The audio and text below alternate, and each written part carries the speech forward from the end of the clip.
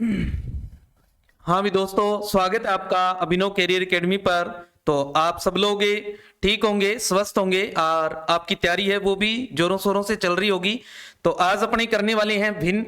और भिन्न एक ऐसा टॉपिक है जो प्रतियोगी परीक्षाओं के अंदर मुख्य रूप से पूछा जाता है। इसमें प्रश्न जो है वो, और जो ये क्लास हो रही है वो मुख्य रूप से जो है वो रीट के हिसाब से मैंने ये क्लास जो है वो तैयार की है। और रीट में इससे प्रश्न जो है वो एग्जाम में आपको 2 या 3 प्रश्न जो है वो मिलने वाले हैं। तो ये क्लास रीट के अंदर एक मेन है। और ये रीट ही नहीं, जो 3rd ग्रेड का मेन एग्जाम होने वाला है उस मेन एग्जाम में भी इससे प्रश्न लिए जाते हैं। तो मेन एग्जाम के हिसाब से भी ये महत्वपूर्ण क्लास है। तो जल्दी से इस क्लास को अपने दोस्तों के साथ शेयर कीजिए ताकि वो भी इस क्लास का हिस्सा बने और उनका भी ये टॉपिक जो है वो क्लियर हो सके। तो चलते हैं अपने इस टॉपिक की तरफ। आज का टॉपिक है अपना भिन्न। हाँ जी, भिन्न क्या होता है। देखो, पहले मैंने आपको एक एक चीज इसमें बताई है कि क्या भिन्न जो है वो कौन सी है, भिन्न के अंदर कितने प्रकार हैं, कौन कौन से प्रकार हैं, इन सब के बारे में एक एक करके आपको मैंने बताया है और उनको यहाँ व्याख्या सहित लिखा है। तो आप ध्यान से समझ सकते हैं। देखो, पूर्ण वस्तु के किसी भाग को प्रदर्शित करने वाली संख्या को हम क्या कहते हैं? भिन्न कहते हैं। पूर्ण वस्तु के किसी भाग को प्रदर्शित करने वाली संख्या जो होती है वो क्या होती है? भिन्न होती है। पूर्ण वस्तु के जितने बराबर भाग करते हैं उसे भिन्न का क्या बोलते हैं? हर बोलते हैं। क्या बोलते हैं? हर कहते हैं अपने। और पूर्ण वस्तु के किए गए भागों में से जितने भाग उसमें लेते हैं उसे हम क्या बोलते हैं? अंश बोलते हैं। कितने क्या बोलते हैं? अंश बोलते हैं। अर्थात भिन्न एक ऐसी इकाई है जो कुल भाग के किसी एक भाग को दर्शाती है। जितने भाग होंगे उनमें से किसी एक भाग को क्या करेगी? वो दर्शाएगी। भिन्न 2 प्राकृतिक संख्याओं से बनी होती है। भिन्न कैसे लिखते हैं बने? अंश बटा हर। याद करो, अंश बटा हर, नोमिनेटर अपॉन डिनोमिनेटर। ओके, हाँ जी। भिन्न के प्रकार की अगर बात करें तो प्रकार, इसमें कई प्रकार की भिन्न जो है अपने को देखने को मिलती है। जैसे सबसे पहले बात करें उचित भिन्न, या फिर साधारण भिन्न कह सकते हैं, या फिर इसको सम भिन्न भी बोल सकते हैं, या फिर अपने इसको प्रॉपर फ्रैक्शन के नाम से भी जानते हैं। किस नाम से? प्रॉपर फ्रैक्शन के नाम से भी जानते हैं। जिस भिन्न में अंश जो है वो हर से छोटा हो, अंश जो है वो हर से क्या हो? छोटा हो, यानी कि नोमिनेटर जो है वो डिनोमिनेटर से क्या हो? छोटा हो, तो कौन सी होगी? वो प्रॉपर होगी, यानी कि वह सम भिन्न या साधारण भिन्न कहलाती है। जैसे यहां एग्जांपल के रूप में देखें आप, 1/3 है तो यहां 1 तो क्या है? देखो अंश है। 1 तो क्या है? अंश है। और 3 क्या है? देखो 3 क्या है? हर है। अब देखो 1 छोटा है कि नहीं है, यानी कि 1 जो है वो छोटा है 3 से। 1 जो है वो छोटा है 3 से, 3 बड़ा है। देखो समझ गए? जैसे 4/11 में देखो 4 छोटा है 11 से, 2/8 में 2 छोटा है 8 से। तो यहां अंश देखो हर से छोटा है। जो हर है उस हर से अंश क्या है? छोटा है। इस प्रकार की जो भिन्न होती है वो कौन सी होती है? साधारण भिन्न होती है। अनुचित भिन्न या फिर विषम भिन्न जो कहते हैं अपने, या इम्प्रॉपर या फिर ओड फ्रैक्शन जो होती है वो कौन सी होती है? जिस भिन्न में अंश जो है वो हर से बड़ा आ जाए, अंश से क्या? अंश जो है वो हर से बड़ा हो जाए, या फिर क्या हो? बराबर हो, तो वह विषम भिन्न कहलाती है। जैसे 7/9 है। देखो अब यहां 7 तो अंश है देखो, और 3 जो है वो क्या है? हर है। तो 7 यहां बड़ा है 3 से। देखो 7 बड़ा है 3 से, यानी कि अंश जो है वो हर से बड़ा है। ऐसे ही 3/2 में देखो, 3/2 में 3 बड़ा है 2 से, और 19/3 में 19 बड़ा है 3 से। 19 जो है वो बड़ा है 3 से, यानी कि अंश जो है वो हर से बड़ा है, तो वो कौन सी होगी? अनुचित भिन्न हो जाएगी। मिश्र या संयुक्त भिन्न जिसे बोलते हैं अपनी, मिश्र या संयुक्त भिन्न या फिर मिक्सड फ्रैक्शन जो होती है वो कौन सी होती है? जब कोई भिन्न पूर्णांक संख्या और साधारण भिन्न को मिलाकर लिखी जाती है तो वह मिश्र भिन्न कहलाती है। याद करें, देखें 3 सही 1/4, ये कौन सी है? ये मिश्र भिन्न है। देखो ये क्या है? मिश्र भिन्न है। समझ गए? ये क्या है? मिश्र भिन्न है। देखो और इस 2 भागों से बनी है। देख इसमें 2 भाग है। एक 3 तो इसमें क्या है? 3 तो क्या है? पूर्णांक है। देखो क्या है? पूर्णांक है। और ये क्या है? 1/4 क्या हो जाएगी? 1/4 साधारण भिन्न हो जाएगी। देखो क्या है? साधारण भिन्न है। समझ गए? तो साधारण भिन्न और पूर्णांक से मिलकर क्या बनती है? मिश्र भिन्न बनती है। क्या बनती है? मिश्र भिन्न बनती है। ऐसे ही देखो 8 से 1/5 है, तो इसमें 8 तो क्या है? पूर्णांक है। और 1/5 क्या है? 1/5 क्या है? साधारण भिन्न है। समझ गए? हाँ जी। समिश्र भिन्न। समिश्र भिन्न क्या होती है? जब किसी भिन्न में अंश और हर अलग अलग भिन्न हो, अलग अलग भिन्न दे रखे हो, तो समिश्र भिन्न कहलाती है। देखो कैसे? देखें यहां ये हटा दो। देखो इसको आप कैंसिल कर दो। देखो ये आधी हटा दो यहां से, और यहां आप लिखो, यहां आप ये लिख दो। देखो जैसे आपके पास है 3/4/2/5। अब देखो यहां अंश है, अंश भी एक भिन्न है। देखो और हर है, ये भी क्या है? एक भिन्न के रूप में है। अंश भी भिन्न के रूप में हो, हर भी भिन्न के रूप में हो। ऐसी भिन्न जो होती है वो कौन सी होती है? समिश्र भिन्न कहलाती है। यानी कि ये जो पूरी भिन्न है, ये पूरी भिन्न जो है वो क्या है? समिश्र भिन्न है।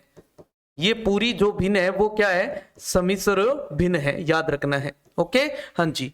इकाई भिन्न क्या होती है? देखो यूनिट फ्रैक्शन जिसको कहते हैं अपनी, जिस भिन्न का अंश 1 हो, जिस भिन्न का अंश जो है वो क्या हो? 1 हो, तो वह इकाई भिन्न कहलाती है। जैसे 1/1 है, 1/2 है, 1/3 है, 1/4 है, इसे कोई मर्जी बना लो, है ना। जिसका अंश जो है वो क्या हो? 1 हो। अंश जो है वो क्या हो? 1 हो। वो कौन सी होती है? इकाई भिन्न होती है। क्या कहलाती है? इकाई भिन्न कहलाती है। नेक्स्ट देखिए व्युत्क्रम भिन्न या इनवर्स फ्रैक्शन जिसको कहते हैं अपनी।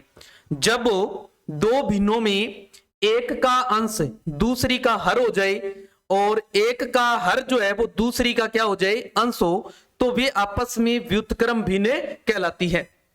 अर्थात एक भिन्न के अंश और हर को आपस में बदल दें तो व्युत्क्रम भिन्न बनती है। देखो 3/4 है, तो 3/4 की व्युत्क्रम क्या बन जाएगी? 4/3 बन जाएगी। समझ गए? आप इसको ऐसे भी याद रख सकते हैं। व्युत्क्रम जो है, व्युत्क्रम की जगह आपको एग्जाम में प्रतिलोम भी शब्द देख सकता है। प्रतिलोम शब्द याद रखना है। क्या शब्द है? प्रतिलोम शब्द भी दे सकता है। तो प्रतिलोम भी क्या होता है? इसका व्युत्क्रम ही होता है। यानी व्युत्क्रम को हम प्रतिलोम के नाम से भी जानते हैं। ये याद रखना है आपने। समझ गए? हाँ जी। जैसे आपको पूछ लिया कि -5/6 का प्रतिलोम, प्रतिलोम बताओ, तो प्रतिलोम क्या हो जाएगा? इसका प्रतिलोम हो जाएगा 6/-5। क्या हो जाएगा? 6/-5। क्या करना है? आपने उनका अंश और हर जो है उनको आपस में बदल देना है। आपस में क्या बदल देना है? अंश और हर को बदल देना है। तो जो नई भिन्न आएगी वो क्या हो जाएगी? प्रतिलोम भिन्न कहलाएगी उसकी, पहले वाले की, या फिर व्युत्क्रम भिन्न कहलाएगी। भिन्नों की तुलना की अगर बात करें, थोड़ी टेक्निकल इश्यू आ गया तो चलते हैं नेक्स्ट। अपनी बात कर रहे थे भिन्नों की तुलना की, बात कर रहे थे अपनी भिन्नों की जो तुलना है। इसके लिए आपको 2 या 2 से अधिक जब भिन्नों की तुलना करनी हो तो आपको कुछ नियम जो है उनको याद रखना है। कौन कौन से नियम है? पहला नियम है भिन्नों की तुलना करते समय सभी के हर जो है वो समान कर लेने हैं। पहला काम हमारा यही है। जब भी आपको 2 या 2 से अधिक भिन्नों की तुलना करनी हो तो पहला काम क्या है कि उनका हर जो है वो क्या कर लेना है? आपने समान कर लेना है। यानी जो डिनोमिनेटर है उसमें उसको सभी में क्या कर लेना है? इक्वल कर लेना है आपने। और नेक्स्ट दूसरा नियम क्या है? जब भिन्नों के हर समान हो जाए तो जिसका अंश जितना बड़ा होगा वह भिन्न उतनी ही क्या होगी? बड़ी होगी। समझ गए? यानी कि जिस कोई भी भिन्न दे रखी है अपने को, जैसे मान लो आपके पास कोई भिन्न है, जैसे यहां दे दी 1/4, 3/4, 7/4, -5/4, -3/4, ये कुछ भिन्ने हैं। अब इनमें देखो अंश अपने हर जो है अपने पास बराबर है। अब इसमें अंश देखना है, अंश सबसे बड़ा कौन है, देखो 7 बड़ा है, तो 7 बड़ा है, इसका मतलब ये जो 7/4 है ये भिन्न क्या हुई, सबसे बड़ी भिन्न हुई, सबसे बड़ी भिन्न होगी, ये समझ गए। और सबसे छोटी कौन हुई, सबसे छोटी वो हुई जिसका अंश सबसे छोटा है। अब जिसके आगे देखो माइनस नहीं लगा है उसमें छोटा कौन है, 1 छोटा है। और जब माइनस लग जाए, जब भी संख्या के आगे क्या लग जाए, माइनस लग जाए, तो माइनस लगने के बाद जो संख्या जितनी ज्यादा बड़ी होगी वो उतनी ज्यादा क्या होगी, छोटी होगी। तो ये 5 देखो इसमें बड़ा है माइनस लगने के बाद, तो ये सबसे छोटी हो जाएगी, ये क्या हो जाएगी, सबसे छोटी, ये क्या हो जाएगी, सबसे छोटी हो जाएगी। ओके, ध्यान रखना है। नेक्स्ट देख लो, तीसरा नियम क्या है। तीसरा नियम है, जैसे यहां देखो आपके पास यहां कुछ भिन्ने हैं, 4/7, 3/7। अब इसमें सबसे बड़ी कौन है, सबसे बड़ी देखो 6/7 सबसे बड़ी है, ये सबसे बड़ी होगी, देखो ये सबसे बड़ी भिन्न होगी। और 2/7, 2 देखो 2 छोटा है तो ये सबसे छोटी होगी, ये सबसे क्या होगी, छोटी भिन्न होगी अपने पास। ओके, हाँ जी। जब भिन्नों के अंश समान हो तो भिन्न उतनी ही बड़ी होगी जितना उसका हर छोटा होता है, ये ध्यान रखना है। जब अंश बराबर आ जाए, यानी कि नोमिनेटर जो है वो बराबर आ जाए, वो इक्वल हो जाए, तो जो हर छोटा होगा वो बड़ी होगी। ध्यान दे, यहां 9/11, 16/11, सॉरी 9/16 और 9/17 है। अब अंश समान है सब में, देखो अंश क्या है, बराबर है, तो हर छोटा किसका है, देखो 11 छोटा है, तो 9/11 क्या हो जाएगी, बड़ी हो जाएगी, ये सबसे बड़ी है, ये सबसे बड़ी हो जाएगी। अब उल्टा हो जाएगा, ध्यान रखना है।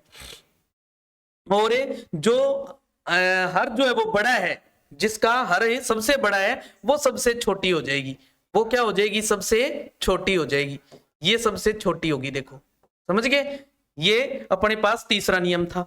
चौथा नियम क्या है, यदि अंश व हर का अंतर समान आ रहा हो, अगर ये अंश और हर का अंतर है वो समान आ रहा है और हर बड़ा हो, तो सबसे बड़े अंश वाली भिन्न जो है वो सबसे बड़ी, और सबसे छोटे अंश वाली भिन्न सबसे छोटी भिन्न होती है। अब ध्यान दें, यहां इनमें अंश और हर में अंतर देखो कितना है, 5 का अंतर है, देखो।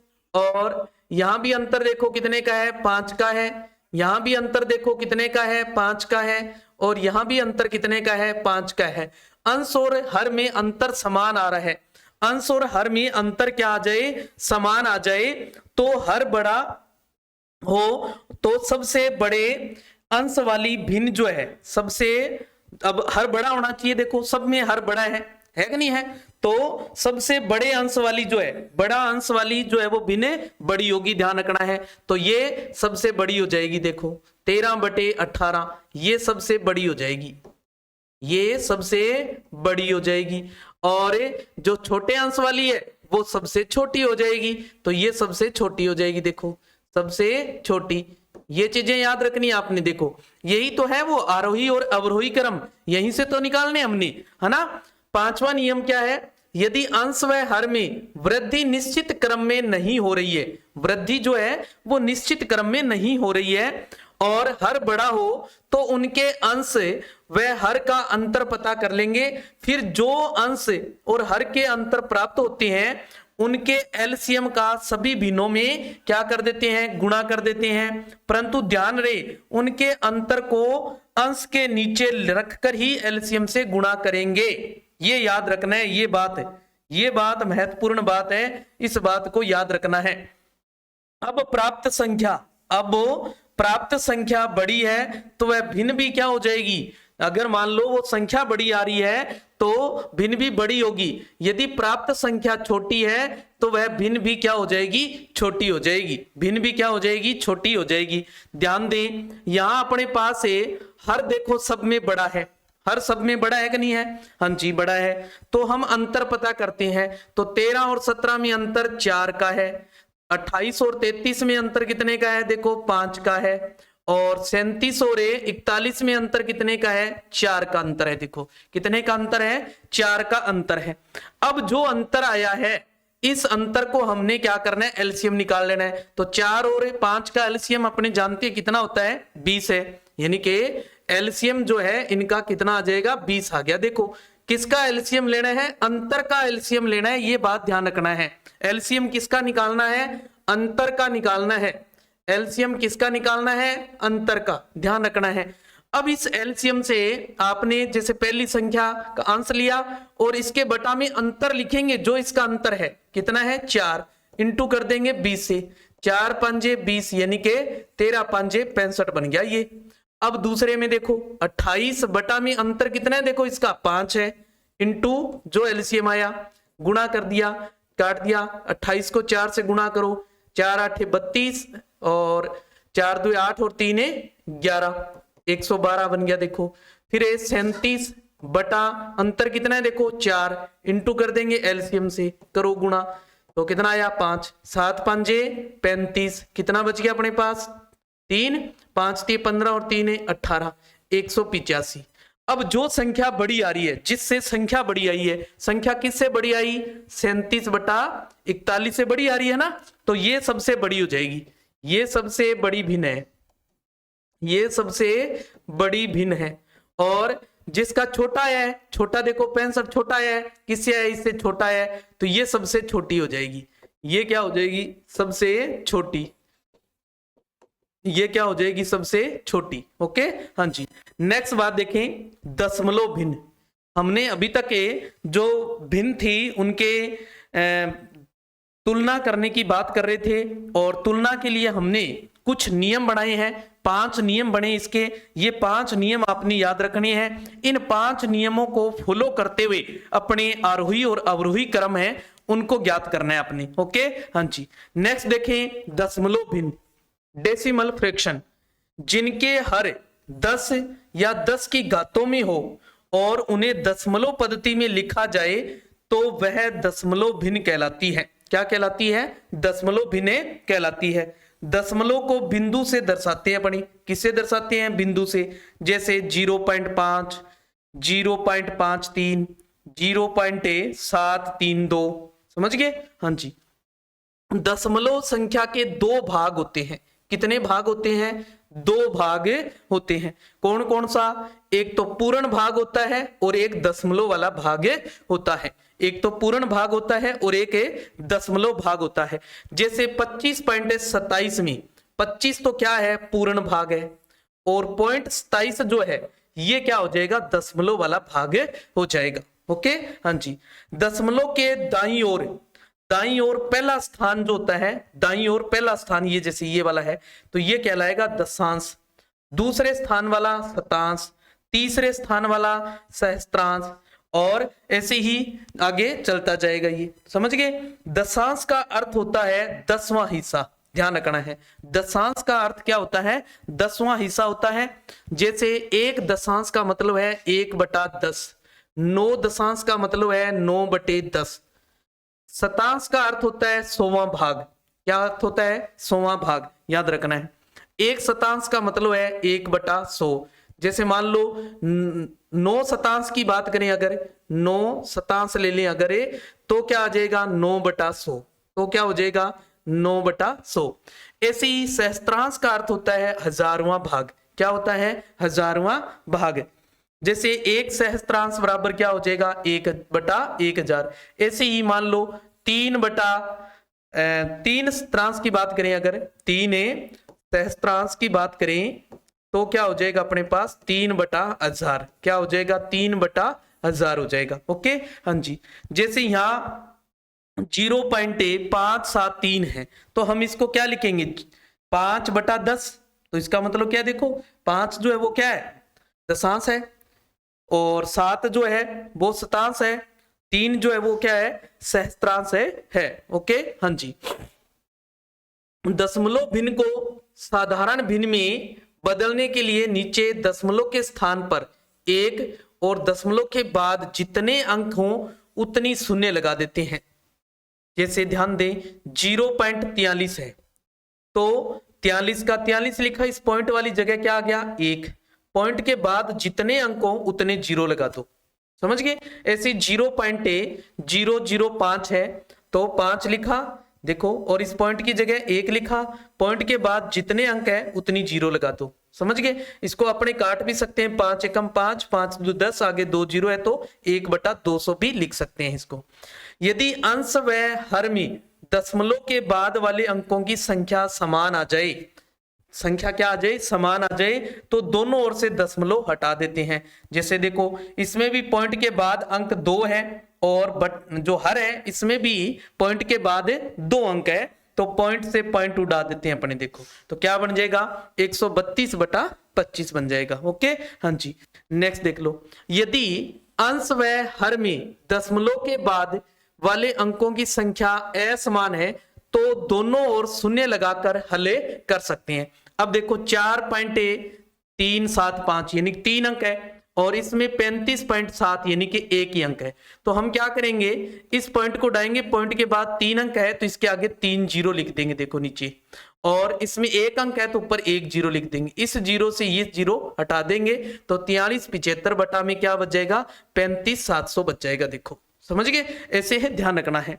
दशमलव भिन्नों को 2 प्रकारों में व्यक्त करते हैं बनी। जो दशमलव भिन्न हमने पढ़ी ये 2 प्रकार की होती है, कौन कौन सी, एक तो होती है शांत दशमलव भिन्न और एक होती है अशांत दशमलव भिन्न। एक तो होती है शांत दशमलव भिन्न और एक होती है अशांत। शांत दशमलव भिन्न कौन सी है, जब किसी अंश में हर का भाग देने पर दशमलव के 1 या 2 अंक के बाद अंश पूर्णतः क्या हो जाए विभाजित हो जाए, अर्थात दशमलव के बाद कुछ अंकों के बाद ही दशमलव शांत हो जाए, दशमलव क्या हो जाए शांत हो जाए, तो वो कौन सा होता है शांत दशमलव भिन्न परिमेय संख्या होती है। ध्यान रखना है, समझ गए। जैसे 15/2 है तो 15 में 2 का भाग लगाएंगे 7.5, 5 पे शांत हो गया देखो, तो ये शांत है। 3/4, 3 में 4 का भाग देंगे तो 0.755, 5 पर क्या हो जाएगा भाग पूर्ण हो जाएगा यानी कि शांत हो जाएगा, तो ये क्या हो जाएगा शांत दशमलव प्रसार। यदि किसी भिन्न के हर में 2 या 5 या फिर इनकी कोई घात हो तो प्राप्त दशमलव शांत दशमलव भी होता है, ये भी ध्यान रखना है, ये भी आपने ध्यान रखना है। ओके हाँ जी, जैसे 1/16 है अपने पास, यहाँ क्या है 1/16 है, तो हर जो है अपने पास इसे हर के आपने 16 जो है इसके अभाज्य गुणनखंड कर लेने हैं, आपने क्या करने हैं अभाज्य गुणनखंड कर लेने हैं। जैसे 2 का भाग लगाया 8, फिर 2 का लगाया 4, फिर 2 का लगाया 2 और फिर 2 का लगाया 1, तो सारे के सारे क्या आ रहे हैं 2 आ रहे हैं, यानी कि अपने कह सकते हैं इसको 2 की घात 4 बन रहा है। यहाँ इसका हर जो है वो क्या बन रहा है 2 की घात 4 बन रहा है। तो मैंने कहा है अगर हर जो है वो 2 की घात में आ जाए या फिर 5 की घात में आ जाए या इन दोनों की घात में हो तो वो शांत होगा, तो इसका दशमलव प्रसार क्या आएगा शांत होगा।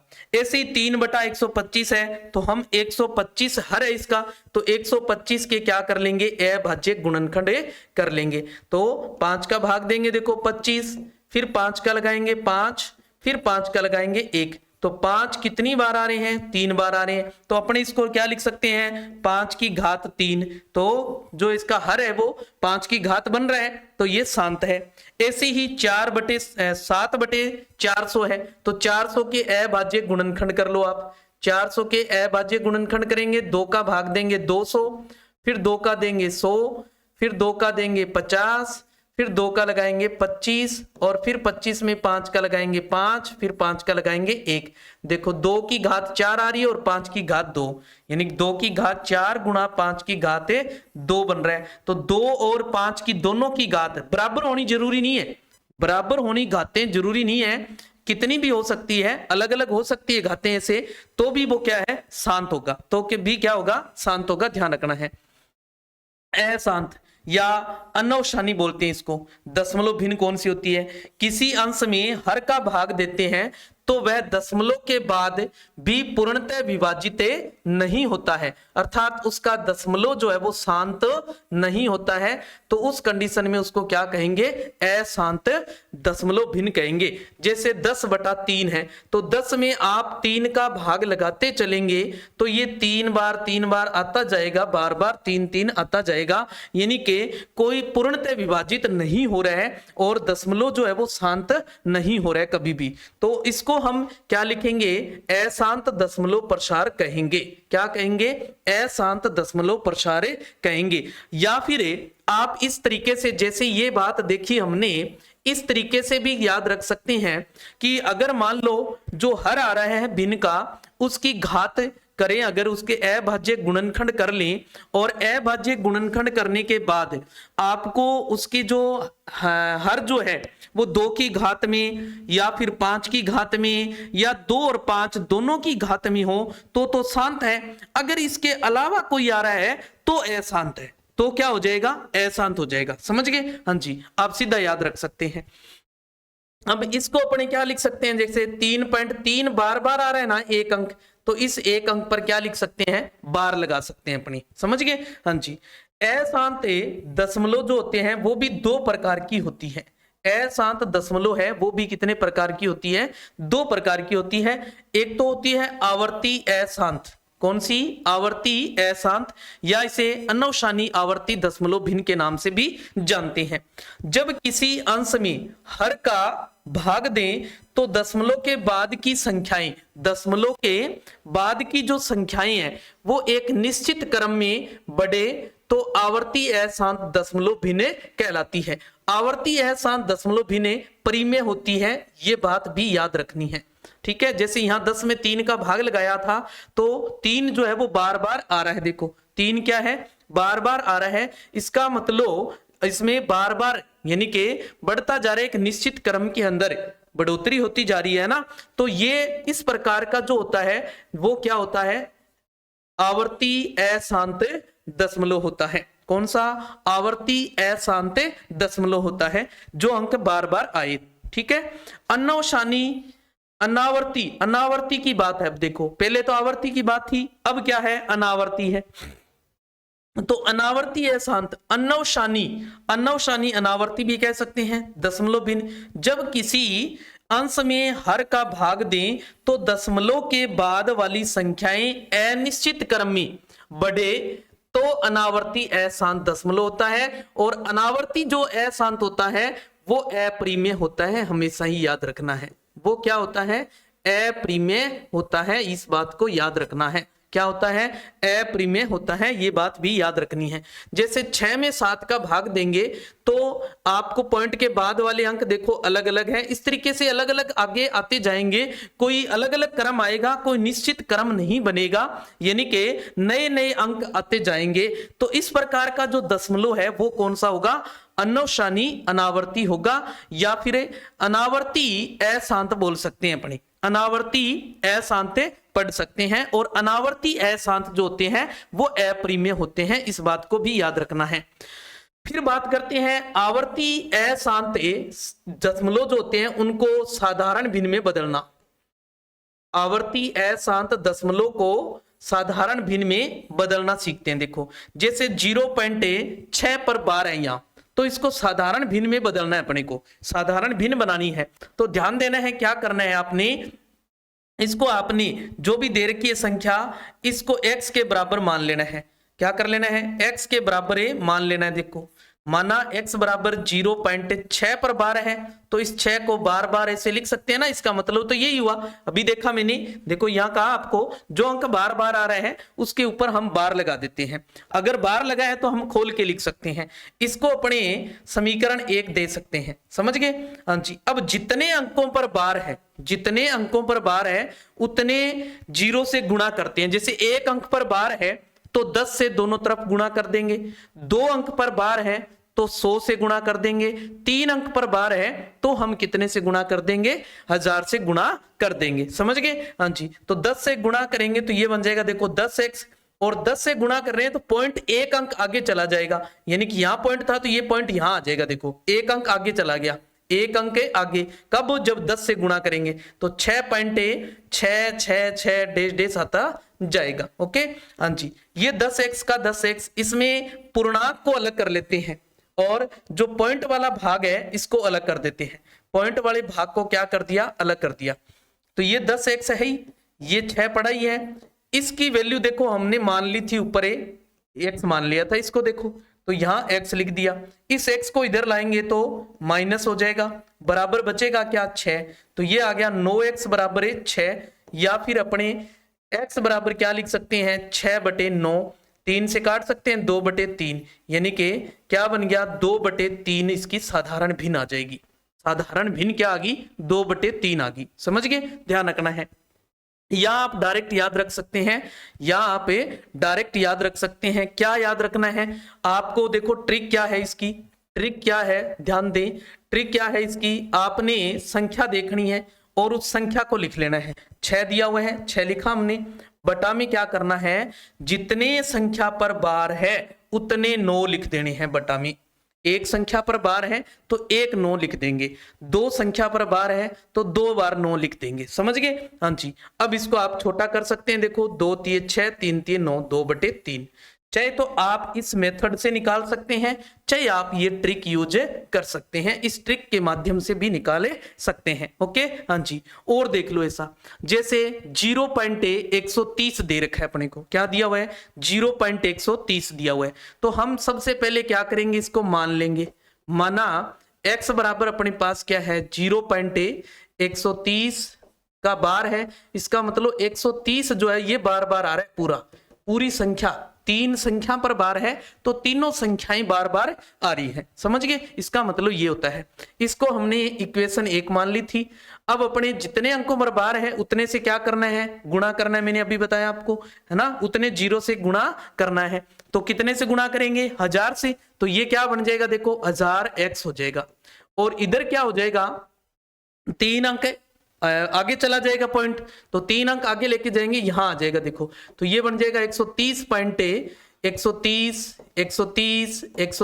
इस तरीके से डैश डैश से चलता जाएगा।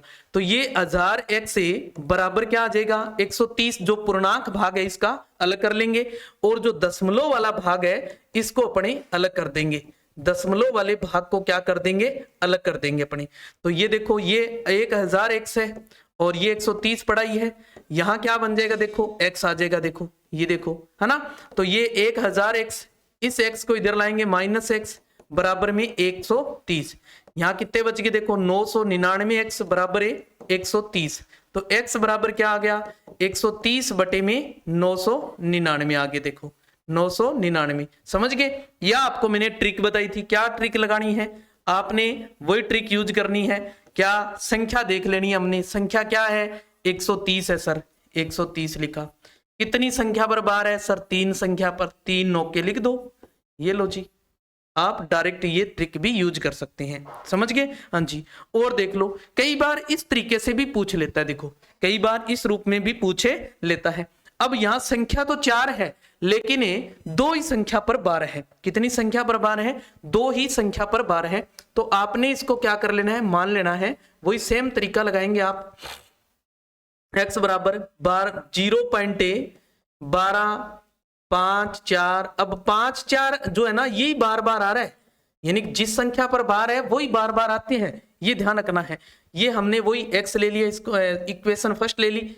अब देखो 2 संख्या पर बार है तो हम क्या करेंगे? 100 से दोनों तरफ गुणा कर देंगे। तो ये बन जाएगा देखो 100x और बराबर में 0.2 अंक आगे चला जाएगा तो ये बन जाएगा 12.545454 डैश डैश ये आता जाएगा। देखो समझ गए? तो ये 100x का 100x आ गया बराबर। अब इसमें से आपने क्या करना है? इसको इक्वेशन 2 ले लेना आप। अब 2 में से 1 को माइनस कर लेना है। 2 में से 1 को ये वाला भाग जो है ना ये माइनस कर लेना है। क्यों करना है? क्योंकि अपने x जो है वो यूज करना है वहां, ठीक है ना? तो देखो 12.5454 ये वाला है, इसमें से ये वाला भाग जो है वो माइनस कर देंगे। देखो ये वाला भाग जो है वो माइनस से कर लेंगे तो 0 0 यहां बच जाएगा 2 और यहां आ जाएगा 4.12 का 12, यानी कि ये बन जाएगा। देखो इसको अपने 12.42 और पॉइंट इसके बाद जीरो होते हैं, इनका कोई महत्व नहीं होता, जितनी जीरो ले लो आगे कोई महत्व नहीं है। प्लस इसमें 0 ये ऊपर वाला जो है वो लिख दो यहाँ 5 4 5 4। जब इस तरीके का क्वेश्चन आए तो इसमें ये थोड़ा सा ध्यान रखना है अपनी। ओके, तो ये आ जाएगा 100x से, और ये देखो 12.42, और यहाँ क्या आ जाएगा x आ जाएगा अपने पास। तो इसे 100x में से इधर x ले आएंगे माइनस, ये आ जाएगा 12.42, और यहाँ कितने बच गए देखो 99x बराबर 12.42, या x बराबर क्या आ जाएगा 12.42 बटा में क्या आ जाएगा 99, और ये पॉइंट उड़ा दो, जीरो लगा दो, क्या लगा दो जीरो। 1242 से बटा में क्या आ गया अपने पास 99 आ गया। इसको छोटा भी कर सकते हैं अपने, देखो 2 से काटेंगे, 6 दुए 12, 2 दुए 4, 2 एकम 2, बटे में इसको छोटा करेंगे, देखो 4 दुए 8, 1 बच गया, 9 दुए 18, और 1 बच गया, 5 दुए 10, यानी कि 49 50 आ गया अपने पास। अब देखो 3 से भी कट रहा है, देखो ये 3 से काट सकते हैं, 3 दुए 6, और फिर 0, 3 7 21, इसको करेंगे तो 3 एकम 3, और 6 तिये 18, 5 तिये 15, 0 का 0 आ गया, यानी कि 207/1650 आ गया अपने पास। हाँ, और ट्रिक है, अगर ट्रिक यूज करनी है तो क्या लगानी है, देखो ट्रिक क्या बना लेंगे, इसकी ध्यान रखना है, जो आपको संख्या दे रखी है वो संख्या ले लेनी है, जो संख्या दे रखी है वो संख्या ले लेनी है 1254, समझ गए। अब इसमें से माइनस क्या करना है, जिस पर बार नहीं है उसको माइनस कर देना है, जिस पर बार नहीं है उसको माइनस, बटा में जितनी संख्या पर बार है उतने 9 लिख दो, 2 संख्या पर बार है 9 लिख दिया, और जितनी संख्या पर बार नहीं है उतने 0 लिख दो, समझ गए। हाँ जी, तो क्या आ जाएगा अपने पास, देखो यहां माइनस करेंगे तो 1242 बटा में वही देखो 9900 बन गया, सेम वही चीज बन गई, देखो आगे अपने वही तरीका छोटा करने का। ओके, हाँ जी, तो आप इस तरीके से भी ये कर सकते हैं, ट्रिक लगा सकते हैं, या आप इस मेथड से भी ध्यान दे सकते हैं। ओके, हाँ जी, नेक्स्ट देख लो।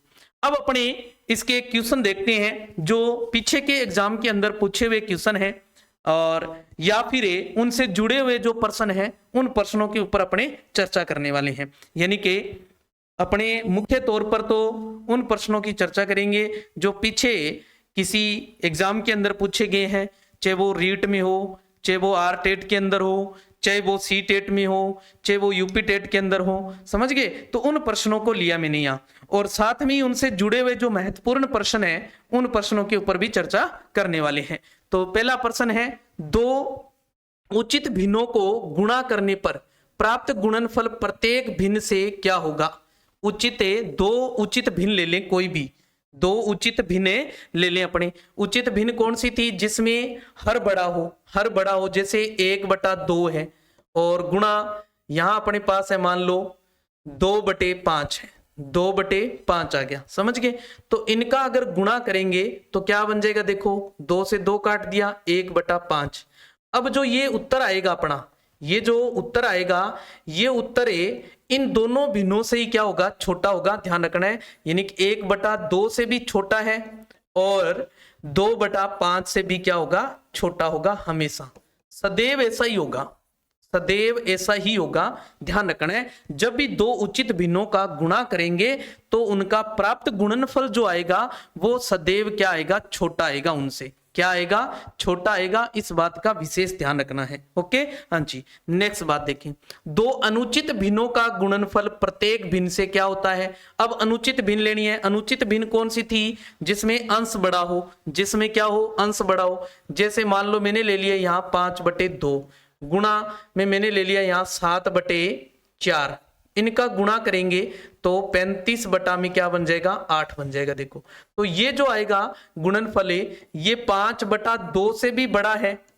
5/2 से भी बड़ा आएगा, और 7/4 से भी क्या आएगा, बड़ा आएगा। आप इसका भाग देके चेक कर सकते हैं, 5 में 2 का भाग लगा लो, 7 में 4 का लगा लो, 35 में 8 का लगा लो, भाग लगा के आप चेक कर सकते हैं, ये सदैव बड़ा ही आएगा। क्या आएगा, बड़ा ही आएगा। ये बात ध्यान रखनी है।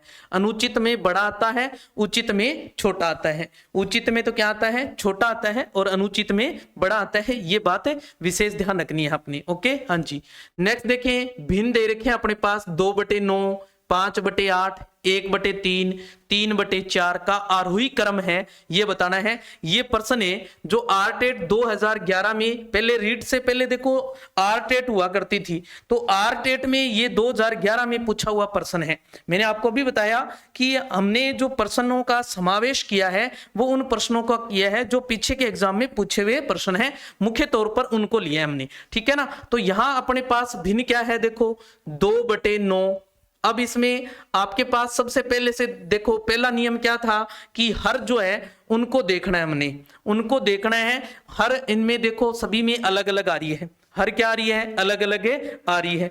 या तो आप हर को बराबर कर लो।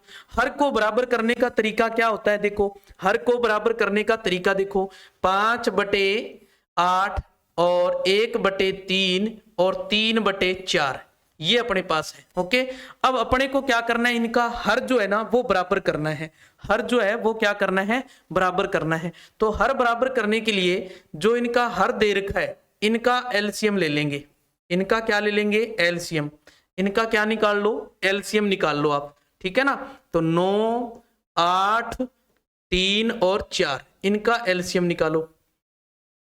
एलसीएम निकालेंगे तो क्या आ जाएगा, देखो 9 2 का भाग जा रहा है, देखो पहले 9 में नहीं जा रहा, 8 में 4 बार, 3 में नहीं जा रहा, इसमें 2 बार जा रहा है।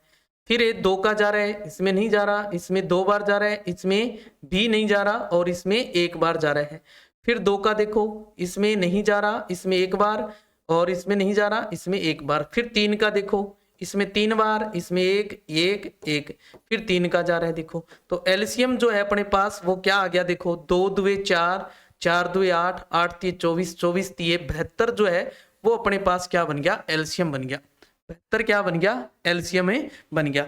यानी कि अपने सब का जो एलसीएम है वो जो हर है वो 72 कर सकते हैं। हर जो है वो क्या करना है, 72 करना है। तो 72 करने के लिए इसको हम किससे गुणा करें, 8 से। 8 से गुणा करेंगे तो ऊपर भी 8 से गुणा कर दो, तो ये बन जाएगा देखो 16/8 × 72। समझ गए। ऐसे ही इसको भी करना है तो इसको 9 से करना पड़ेगा। देखो 9 से करेंगे तो क्या बन जाएगा, 9 5 45/72। इसको भी करेंगे तो क्या बन जाएगा, 24 से। 24 3 72 होता है, देखो तो 24 एकम 24/72। और इसको करेंगे तो इसको किसे करें, देखो अपने पास है क्या है, 72 बनाना है तो 4 से 4 को करना है तो क्या आ जाएगा, देखो 4 से करना है ना। तो 4 का भाग लगा लो, 4 एकम 4 8, 18 से देखो 18 चौके 72, 18 से कर दो तो 18 3 54/72। अब ध्यान दे, सबका हर जो है वो बराबर आ गया।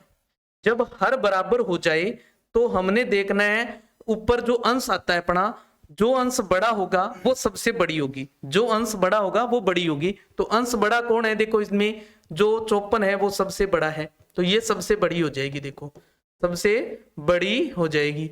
और जो छोटा है वो सबसे छोटी हो जाएगी। तो छोटा कौन है, ये छोटा है, देखो तो ये सबसे छोटी हो जाएगी, सबसे छोटी हो जाएगी। समझ गए, ये बात तो ही क्लियर है।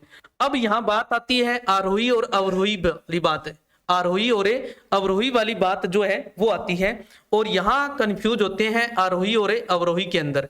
आरोही और अवरोही में कंफ्यूज हो जाते हैं और यहीं से गलतियां होती है। ध्यान दें, आज के बाद आपने गलती नहीं करनी है आरोही और अवरोही।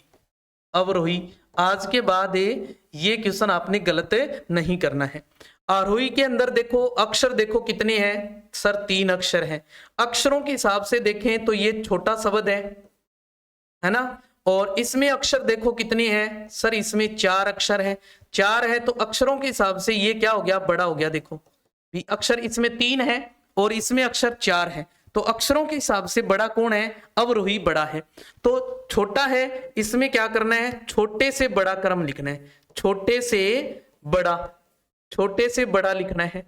और इसमें अवरोही में क्या होता है, बड़े से छोटा, बड़े से छोटा।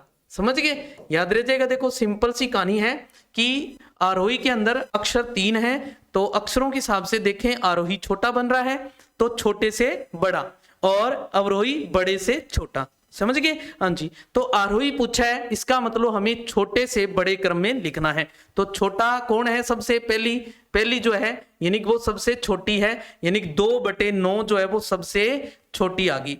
इससे बड़ी कौन होगी, इससे बड़ा कौन है, देखो ये वाली आई है 24/72 आया ना, तो ये किसे आया 1/3 से आया, तो 1/3 जो है वो इससे बड़ी हो जाएगी। देखो फिर इससे बड़ी कौन हो जाएगी, इससे बड़ी कौन है, देखो ये 45 वाली यानी कि 5/8 बड़ी हो जाएगी। और सबसे बड़ी कौन आई थी, सबसे बड़ी ये आई थी, देखो सबसे बड़ी कौन है 3/4 है। तो देखो ये क्रम कहां बन रहा है, देखो 2/9, 1/3, 5/8, 3/4, ए ऑप्शन में आ रहा है। तो आरोही क्रम कौन सा हुआ, ए हुआ इसका। समझ गए। हाँ जी, आज के बाद ये क्वेश्चन आपने गलत नहीं करना है। नेक्स्ट देखें, निम्नलिखित भिन्नों में आरोही क्रम बताना है। ये भी ART 2012 में पूछा हुआ क्वेश्चन है, सेम वो का वही क्वेश्चन है। आपने क्या बनाना है, इसमें भी आरोही क्रम बताना है। कौन कौन सी भिन्ने हैं, 1/3, 3/4 और 2/5, 6/7 है। इसका मतलब अपने पास जो इसके हर दे रखे हैं उनको ले लो आप। सबसे पहला काम क्या है, जो हर है उनको आपने बराबर करना है। तो कौन कौन है हर, 3, 4, 5 और 7 है। तो 2 का भाग देखो 3 में नहीं जा रहा, 2 में 2, 4 में 2 बार जा रहा है, 5 में भी नहीं, 7 में भी नहीं जा रहा, 3 का इसमें नहीं जा रहा, 2 का भी जा रहा है पहले देखो, और इसमें एक बार, इसमें नहीं जा रहा, इसमें भी नहीं जा रहा, 3 का इसमें एक बार यहाँ नहीं जा रहा देखो, फिर 5 का जा रहा है देखो, और फिर किसका जा रहा है 7 का जा रहा है देखो। इन सब का क्या कर दो, गुणा कर दो। 2 दूए 4, 4 तिये 12, 12 पंजे 60, 60 साते 420, यानी कि अपने को 420 बनाना है। क्या बनाना है, 420 बनाना है हर को। समझ गए। हाँ जी, तो इस 3 को किससे गुणा करें कि 420 बन जाए अपने पास। 420 से बढ़ाने के लिए कितने से गुणा करें, तो कितने से कर दें अपने 140 से। देखो 140 से क्या कर दें, गुणा कर दें, तो ये बन जाएगा देखो अपने पास कितना 140/420 हो जाएगा। देखो 14 तिये 42। ओके। हाँ जी, अब इसको बनाना है 420 बनाना है अपने। तो 420 बनाने के लिए इसमें किसका भाग लगाएं, देखो अपने 4 एकम 4 और 4 पंजे यानी कि 105 से, तो इसको भी 105 से कर दो, तो ये बन जाएगा देखो 315 और ये बन जाएगा 420। ओके। हाँ जी, अब 5 को बनाना है, तो 5 का भाग लगा दो, देखो 8 पंजे 40 और 4 पंजे 20, यानी कि 84 से गुणा कर देते हैं। देखो 4 पंजे 20 और 8 पंजे 40, तो 84 को 2 से गुणा करेंगे तो 4 दुए 8, 8 दुए 16 और इसको 4 पंजे 20 और ये बन जाएगा 420। देखो है ना 420 बन जाएगा। ऐसे ही इस 7 को देखो 7 का भाग लगाएं तो 60 से गुणा करें, देखो 60 से गुणा कर देते हैं, तो ये बन गया देखो 360/420 बन गया, है ना। अब देखो अंश बड़ा कौन है, सबसे बड़ा अंश कौन सा है, देखो ये वाला अंश बड़ा आया है, तो इसका मतलब 6/7 सबसे बड़ी हो जाएगी। देखो समझ गए। और सबसे छोटा कौन आया है, सबसे छोटा देखो 140 सबसे छोटा आया है, तो इसका मतलब 1/3 जो है वो सबसे छोटी हो जाएगी। और इसके बाद कौन है 168 है, देखो तो यानी कि 2/5 इससे बड़ी हो जाएगी। और इससे बड़ा कौन आया है, इससे बड़ा आया है देखो अपने पास 315, यानी कि 3/4 आ जाएगा। और सबसे बड़ी जो थी अपने पास 6/7, तो देख लो कौन सा रहा है 1/3, और यहाँ तो नहीं है देखो 1/3 तो ठीक था, 2/5 आना चाहिए था, नहीं है, ये वैसे नहीं है 1/3 नहीं है, यहाँ देखो ये रे 3/4 और ये, यानी कि सी ऑप्शन सही हो जाएगा। ऐसे क्वेश्चन एग्जाम में पूछे जाते हैं। समझ गए। हाँ जी, और देख लो 3/5 की 3 तुल्य भिन्न बतानी है। क्या बतानी है, तुल्य भिन्न। ध्यान दें बच्चे, जब भी आपको तुल्य भिन्न की बात करें तो तुल्य भिन्न का मतलब होता है या तो वो क्या होता है 2 से गुणा, 3 से गुणा, 4 से गुणा, 5 से गुणा कर दें अपने, तो वो क्या बन जाती है, उसकी तुल्य भिन्न बन जाती है। जैसे यहाँ 3/5 की अगर बात करें तो तुल्य भिन्न 2 से गुणा कर रहे हैं, तो क्या बन जाएगी इसकी 3 × 2 करेंगे तो 5 को भी 2 से गुणा करना है अपने, तो ये बन जाएगा देखो 6/10। ऐसे ही अगर मान लो इसको 3 से गुणा करेंगे अपने, तो 5 को भी 3 से करेंगे तो क्या बन जाएगा देखो 3 × 3 = 9 15। ऐसे ही 4 से करेंगे तो क्या बन जाएगा, देखो 4 से करेंगे तो 4 तिये 12 बटे में 20 बन जाएगा। ऐसे ही आगे भी निकाल सकते हैं अपनी। तो कौन सी आ रही है तुल्य भिन्न, 6 बटे 10 है, 9 बटे 15 और 12 बटे 20 है। देखो 6 बटे 10 और 9 बटे 15 और 12 बटे 20 जो है इसकी क्या आ जाएगी, तुल्य भिन्न आ जाएगी।